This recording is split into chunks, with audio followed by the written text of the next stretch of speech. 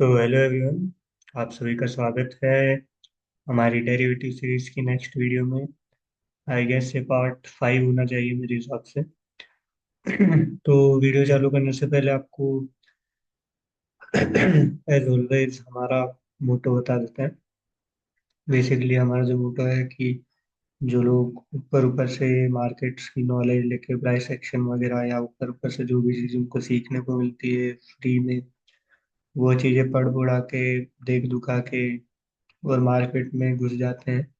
तो उस चीज़ की बजाय अगर थोड़ा नॉलेज गेन करके उसमें घुसा जाए तो बेहतर रहेगा।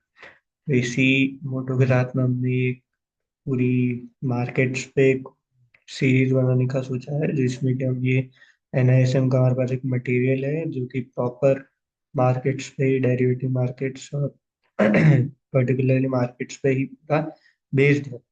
तो इसी की हेल्प से हम एक वैल्यू एडिशन कंटेंट बनाने की कोशिश कर रहे हैं।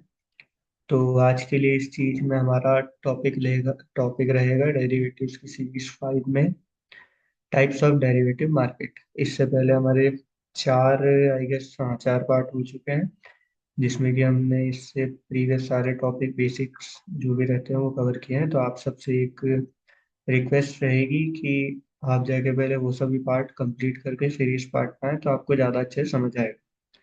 तो इसी बात के साथ में अपन शुरू करते हैं अपनी video. Types of derivatives market. In the modern world a huge variety of derivative products are available. तो भाई, आज के टाइम पे बहुत सारे डेरिवेटिव प्रोडक्ट्स अवेलेबल हैं, जैसे कि हमने शुरू में भी पढ़ लिए थे कि किन किन चीज़ों पे बनाए जाते हैं। दे आर इधर ट्रेडेड ऑन ऑर्गेनाइज एक्सचेंज, या तो ऑर्गेनाइज एक्सचेंज जो कि अपने सेबी वगैरह, इनके जो एक्सचेंज रहते हैं उन पे ट्रेड होते हैं, जिनको कि एक्सचेंज ट्रेडेड डेरिवेटिव्स बोला जाता है, और agree directly between the contracting counterparties. या फिर जैसे कि हमने वो पढ़ाई था ओटीसी मार्केट के बारे में पिछली वीडियोस में, उनके जरिए ये दो पार्टीज के बीच में डायरेक्ट काउंटर पार्टीज के बीच में एग्री करके भी बनाए जा सकते हैं, ओवर द टेलीफोन और थ्रू इलेक्ट्रॉनिक मीडिया। किसी भी बेसिस पे बनाया जा सकता है, कोई मतलब सोर्स ऑफ कम्युनिकेशन होना चाहिए, टेलीफोन या फिर इलेक्ट्रॉनिक मीडिया, किसी के भी जरिए कॉन्ट्रैक्ट बनाया जा सकता है। Called over the counter OTC derivatives. OTC derivatives उनको ही बोला जाता है जिसमें अपन किसी ऑर्गेनाइज एक्सचेंज को बीच में न रख के आप और मैं डायरेक्ट कॉन्ट्रैक्ट कर लें थ्रू टेलीफोन और इधर इलेक्ट्रॉनिक मीडिया, तो उसी को हम बोलते हैं ओटीसी डेरिवेटिव्स। ओटीसी का full form over the counter. ठीक है, आगे बढ़ते हैं। A few complex products are constructed on simple building blocks like forward, futures, options।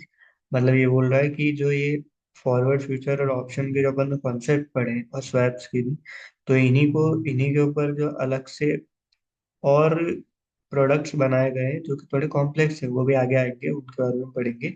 मतलब आइडिया यही रहता है फ्यूचर्स, ऑप्शन और स्वैप्स का, जो हमने प्रीवियस वीडियो में इनके बारे में पढ़ा था।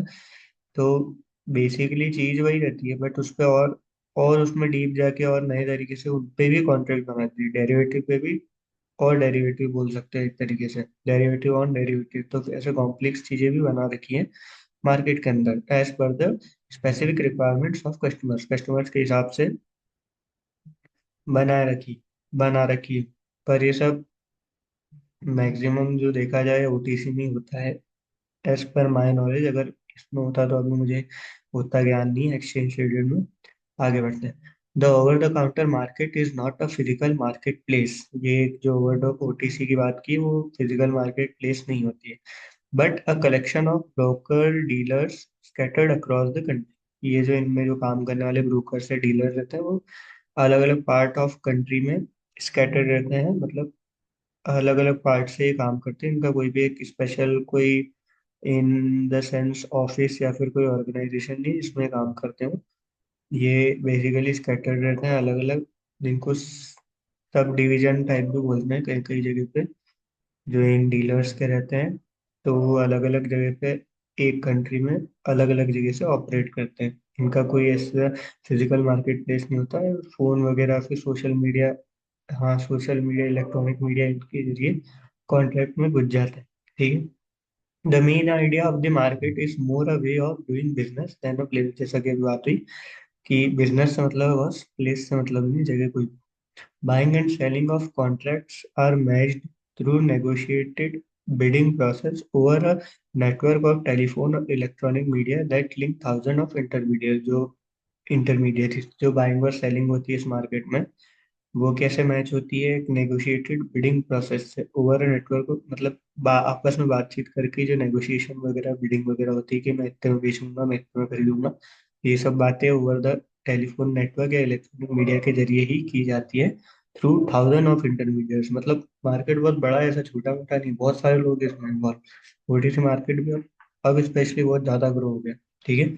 OTC derivative markets have witnessed a substantial growth over the past few years। तो OTC derivative market जो भी अभी बात ही चल रही थी, एक अच्छी खासी ग्रोथ पकड़ ली है उसने पिछले कुछ सालों में। Very much contributed by the recent development in information technology. जो इंफॉर्मेशन टेक्नोलॉजी में अभी रिसेंट डेवलपमेंट्स हुए इन इंडिया, उसका बहुत ज्यादा कंट्रीब्यूशन है in development of OTC market. ठीक है। The OTC derivative market have banks, financial institution and sophisticated market participant। तो इसमें कौन कौन इन्वॉल्व रहता है OTC मार्केट में, बेसिकली उसकी बात की जा रही है। तो सबसे पहले रहते हैं बैंक्स। बैंक्स लोग भी इन्वॉल्व रहते हैं OTC मार्केट में over the counter. Financial institutions, जो अपने बड़े फाइनेंशियल इंस्टीट्यूशन हो गए बैंक के सिवा भी, NBFC भी बोलते हैं शायद उनको। ये बेसिकली आप समझो OTC किन्हीं दो पर्सन के बीच में अनऑर्गेनाइज तरीके से अगर कॉन्ट्रैक्ट हो जाए तो उसको OTC बोलेंगे। तो उसमें कोई भी नॉर्मल बंदा भी इन्वॉल्व हो सकता है, ये कोई लीगल टाइप की चीज नहीं, नॉर्मल चीज है, सब जगह होता है। Financial institution and sophisticated market participant, और कुछ अलग प्रकार के मार्केट पार्टिसिपेंट जैसे कि हेज फंड्स हो गए, जो कि पैसे लोगों के लगाते हैं, एक तरीके से पूल करते हैं मनी को, और उसको फिर इन मार्केट्स में फ्लो करते हैं उस मनी का, और उससे अपना फायदा निकालते हैं कुछ रेट रख के, और वापस उनको कुछ चीज, पीपल्स को कुछ चीज कमा के उनको दे देते हैं। ठीक है। Corporation and high net worth individual, corporation जो हो गई, जो कि मार्केट में काम कर रही है फिलहाल, and high net worth individual, HNI, जो अपन सुना है, बड़े लोग, दमदार लोग जो होते हैं, वो लोग भी इस सब चीजों में इन्वॉल्व रहते हैं। ठीक है। OTC derivative market is a less regulated market. ये जो रहता है जो कोई गवर्निंग बॉडी है ही नहीं इसमें, आप में डायरेक्टली चीजें कर रहे हैं, तो लेस रेगुलेटेड मार्केट ही होगा, उसमें कोई रेगुलेशंस कम, कम क्या मतलब, मेरे को नहीं लगता होती भी होगी, बाकी एज पर कॉन्ट्रैक्ट बन जाती होगी market, because this transaction occur in private among qualified counter parties. वही मैंने बोला कि प्राइवेटली ये सब जो ट्रांजेक्शन होती है वो सब होती है, और अमंग क्वालिफाइड काउंटर पार्टीज, जो क्वालिफाइड रहते हैं किस सेंस में वो आगे बताएगा। Who are suppose to be capable enough to take care of themselves. तो वो खुद ही में इतने सक्षम रहते हैं कि अपनी, मतलब अपने कॉन्ट्रैक्ट का ध्यान खुद रख सकते हैं, किसी से पैसे निकलवाना हो या देना हो, उस चीज का मतलब उस सेंस में भी ले सकते हैं, या फिर उनकी खुद की इतनी रिस्पेक्ट होती है मार्केट में कि उनके नाम से अगर कॉन्ट्रैक्ट आ रहा है तो चले गए बॉस, कोई दिक्कत नहीं, और निकलवा भी लेंगी, ऐसा वाला काम। To take care of themselves. ठीक है। In the OTC derivative markets, transaction among the dealing counterparties have the following features compare to exchange trading traded derivative. जो एक्सचेंज ट्रेडेड डेरिवेटिव और OTC मार्केट के जो transaction होते हैं उनमें as compare to exchange traded derivatives के क्या features रहते हैं, वो बता रहा है।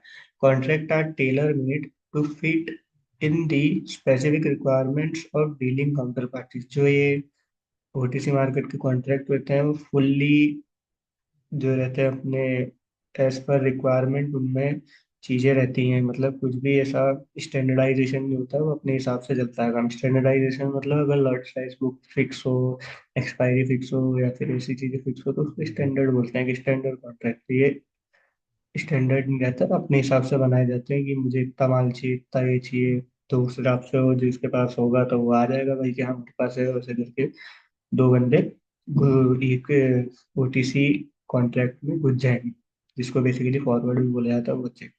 The management of counterparty credit risk is decentralized and located within individual institution. तो जैसे अपने नॉर्मल मार्केट में एक प्रॉपर क्लियरिंग कॉरपोरेशन है जो कि रिस्क रिस्क का ध्यान रखता है, तो वैसा इसमें कुछ नहीं होता।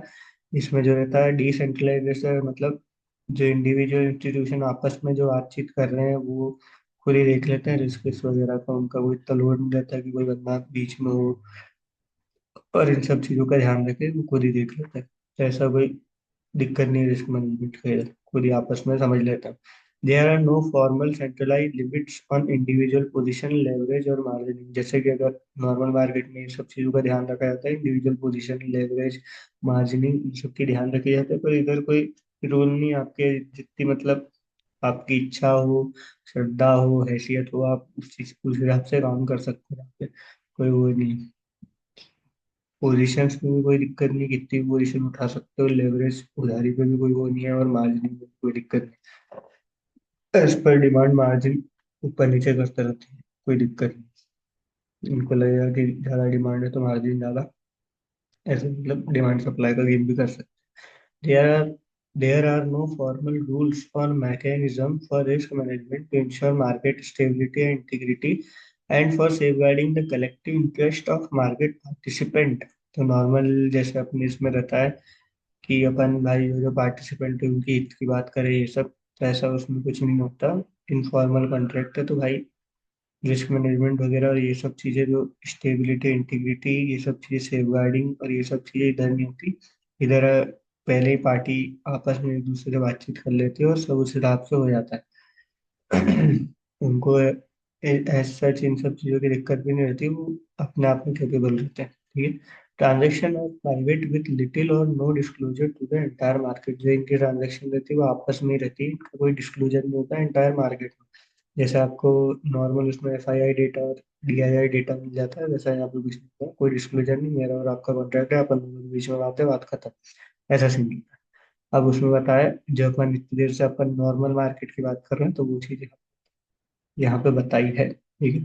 On the contrary, exchange traded traded contracts are standardize standard. अभी मैंने बता ही दिया कि जिसमें सब चीजें पता हो, लॉट साइज इतने का रहेगा जो कि फिक्स है एक तरीके से, मैच्योरिटी डेट ये रहेगी, कॉन्ट्रैक्ट इतने रहेंगे, तो वो सब स्टैंडर्डाइज चीजें हो जाती। तो on the contrary, exchange traded contracts are standardize traded on organized exchange. वही इसका पूरा उल्टा चीज यहाँ मिलेगी आपको। ट्रेडेड ऑन ऑर्गेनाइज एक्सचेंज, जो कि ऑर्गेनाइज एक्सचेंज है, NSE BSE, उसी पर ट्रेड होते हैं, with price determined by the interaction of buyer and seller through anonymous auction platform. तो इनके जो प्राइसेस रहते हैं वो डिमांड सप्लाई से क्या एनोनिमस, मतलब जो ऑक्शन प्लेटफॉर्म रहते हैं वो किसी को पता नहीं रहते हैं, उनमें जो डिमांड सप्लाई जिस हिसाब से बनती है उस हिसाब से प्राइस सामने आ जाता है शेयर का। बहुत सारे लोगों को ये पता नहीं होगा, अपन जो सोचते हैं कि एट अ पर्टिकुलर टाइम, वो चलो आगे बताऊंगा, उसको इतना लोड नहीं लेना, सिंपल चीज है वो। तो ये जो ऑक्शन वाली डिमांड सप्लाई से रिलेटेड थी, आगे देखिए। तो ये इसके प्राइस जो डिटरमाइन होती है वो इंटरेक्शन ऑफ बायर और सेलर के द्वारा डिटरमाइन होती है, अपने नॉर्मल कोर्स ऑफ जो मार्केट है उसके अंदर। ठीक है। अ clearing corporation guarantees contract performance. तो जैसा कि उसमें रिस्क की बात हुई थी, तो इधर पूरा काम संभालने के लिए एक अलग से कॉर्पोरेशन बना रखी है जिसका नाम है क्लियरिंग कॉर्पोरेशन, जो कि करती है कॉन्ट्रैक्ट की परफॉर्मेंस, मतलब जिसने लिया है, जिसने हाँ बाय किया है तो उससे पैसा लेना, और जिसने सेल किया उसको पैसा देना, ये सब चीजें क्लियरिंग कॉर्पोरेशन पूरी तरीके से संभाल लेती है। ठीक है। सेटलमेंट ऑफ ट्रांजेक्शन जिसका नाम है। ठीक है।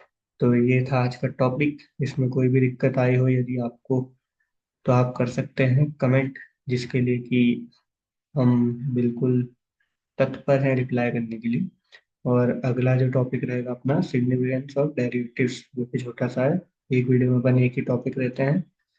तो अगेन, पिछली जो वीडियो है उसको आप देखिएगा जरूर, और कुछ भी आपका फीडबैक भी हो तो आप कमेंट कर सकते हैं। टिल देन, मिलेंगे अपन नेक्स्ट वीडियो में। तब तक आप करिए इस चैनल को सब्सक्राइब और हिट करिए उस like button. Thank you for remaining till the last, और मिलते हैं नेक्स्ट वीडियो में। Thank you.